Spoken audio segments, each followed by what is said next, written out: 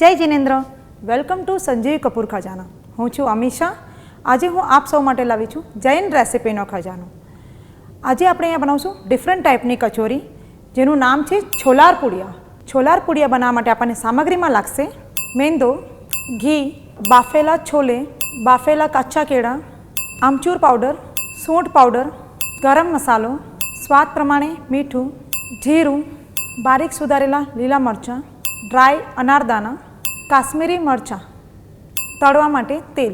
છોલાર પૂડિયા બનાવવા માટે આપણે પહેલાં લોટ બાંધી લઈશું. લોટ બાંધવા માટે આપણને મેંદો, એની અંદર આપણે ઘીનું મોણ નાખશું, હલકું મસ્તું સ્વાદ પ્રમાણે મીઠું. હવે આપણે ના કઠણ ના ઢીલો મીડિયમ લોટ બાંધશું.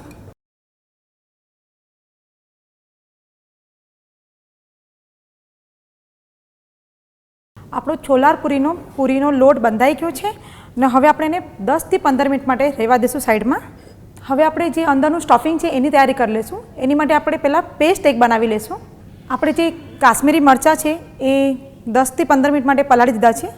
એની અંદર ગ્રીન ચીલી, હલકો મસ્તું જીરું નાખશું ને આપણે અહીંયા અદરકનું યુઝ નથી કરતા એટલે આપણે અહીંયા સૂંઠ પાવડર નાખશું ને હવે એની પેસ્ટ બનાવી લઈશું. આપણે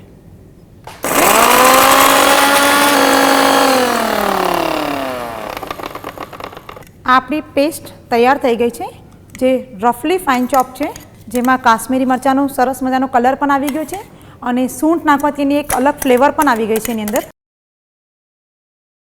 આ આપણું જે પેસ્ટ નાખવાની છે એની અંદર છોલાર પૂડિયામાં એ પણ તૈયાર થઈ ગઈ છે. હવે આપણે ગેસ ચાલુ કરશું. એમાં આપણે ઓઇલ નાખશું, જેનું પ્રમાણ ખૂબ જ ઓછું હશે કેમ કે આપણે એને સ્ટફિંગ કરવાનું છે.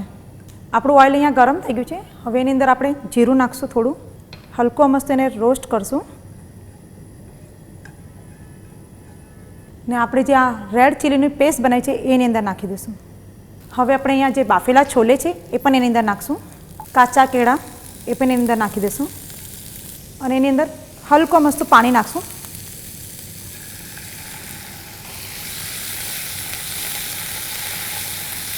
હવે એની અંદર આપણે બાકીનો મસાલો પણ કરી નાખશું. એમાં હલકો મસ્ત ગરમ મસાલો નાખશું, મીઠું સ્વાદ પ્રમાણે. ખટાશ માટે આપણે અહીંયા આમચૂર પાવડરનો ઉપયોગ કર્યો છે અને આ જે ડ્રાય અનારદાના છે એ પણ એની અંદર નાખી દઈશું. હવે આપણે જે આ મસાલો છે એને પ્રોપર મેશ કરી દઈશું.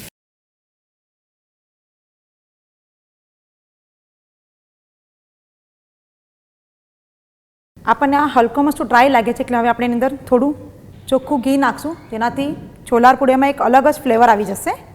ને આપણી જે આ પેસ્ટ છે એ પણ આપણે એની અંદર બાકીની નાખી દઈશું ને હવે એને પાછું પ્રોપર હલાવીને ગેસ આપણે બંધ કરી દઈશું.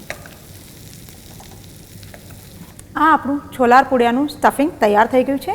એને પણ આપણે એક બાઉલમાં કાઢી લઈશું.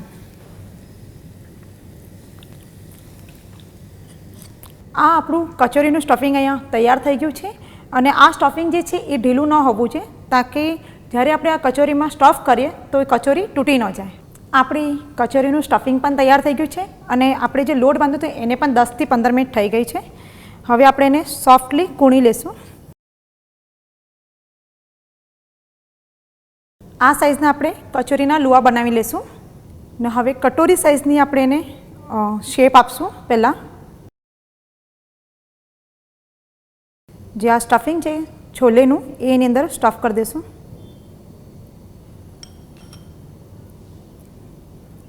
આપણે આ સ્ટફિંગ તૈયાર કરે છે ને બીજી બાજુ આપણે તેલ પણ ગરમ કરવા માટે મૂકી દીધું છે.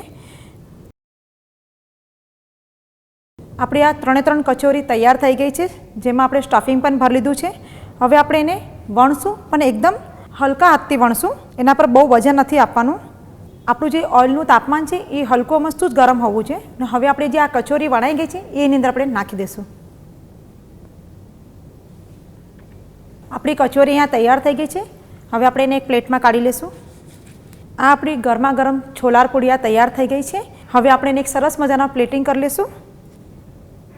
આ આપણી ગરમા ગરમ છોલાર પૂડિયા આપણે કોથમીર મરચાંની ચટણી સાથે સર્વ કરશું.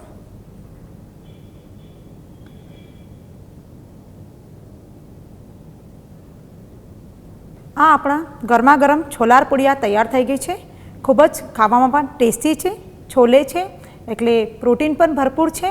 આ ગરમા ગરમ છોલાર પૂડિયા તમે તીખી અને મીઠી ચટણી સાથે ખાઈ શકો છો.